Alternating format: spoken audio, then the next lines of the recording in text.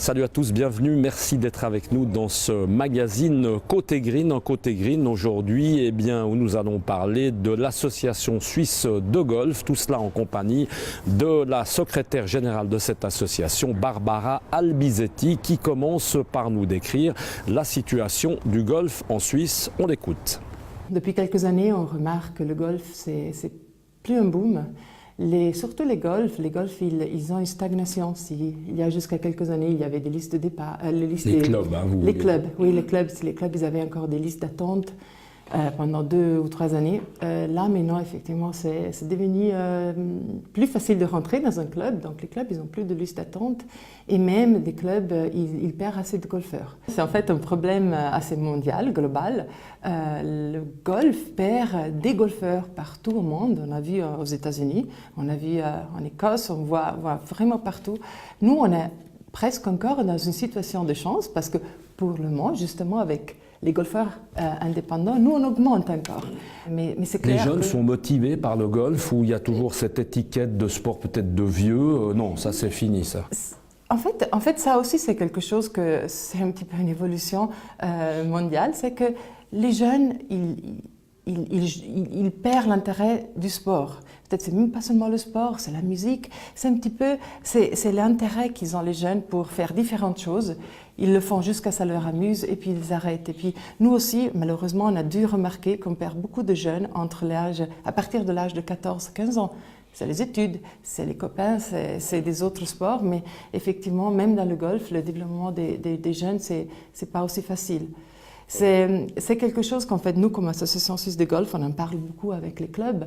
Comment chercher de motiver des jeunes, comment chercher de motiver aussi des familles de rentrer dans les clubs et jouer et puis apprendre ce magnifique sport. Mais c'est quelque chose, le développement qui doit vraiment se faire dans les clubs ou dans les organisations publiques. On parle peut-être de nouvelles règles, parce que c'est vrai que ça reste pas facile comme jeu. Peut-être un obstacle aussi pour que les gens commencent, non? Oui, et puis ça, en fait, c'est les gros governing bodies, donc le RNA et le USGA, qui déjà ils étudient un petit peu comment est-ce qu'ils veulent changer les règles. Le jeu doit devenir plus rapide, plus simple, les gens doivent s'amuser. Donc les règles, c'est vrai que ça pourrait être un petit peu un obstacle. Ils en discutent, mais ce n'est pas pour demain. Donc s'il y a des changements dans les règles de golf, ça va être très probablement dans le 2020, pas avant ça.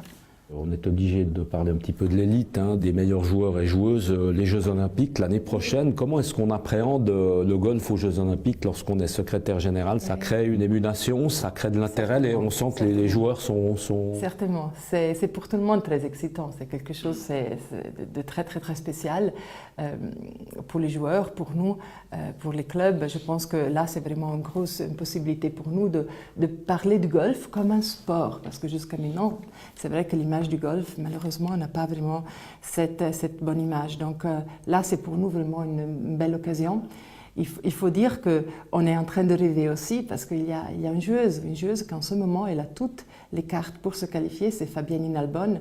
Et donc, on est tous encore plus excités pour ça parce que ce serait tellement une belle chose pour le golf. Peut-être sur le Swiss Golf Forum, oui, plateforme importante. Oui, très importante. Merci pour la question.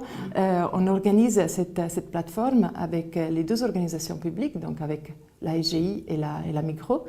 Et on est donc réunis pour discuter avec le monde du golf en Suisse, donc les clubs, les présidents, les capitaines, les managers, les médias, pour discuter un petit peu de l'évolution du golf, pour parler de ces défis.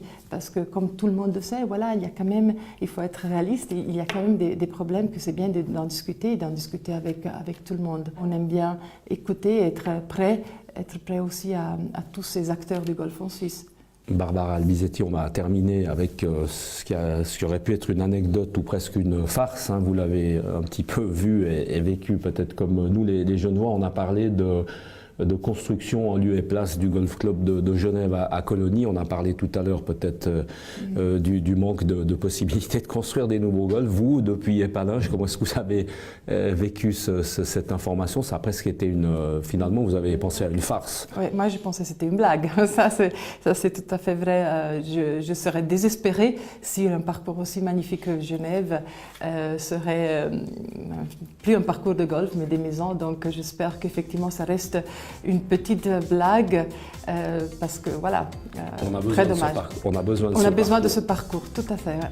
Voilà, merci en tout cas à Barbara Albizetti pour son accueil ici à Épalinges à l'Association suisse de golf. Bonne chance à elle, en place, on peut le préciser, depuis octobre 2014.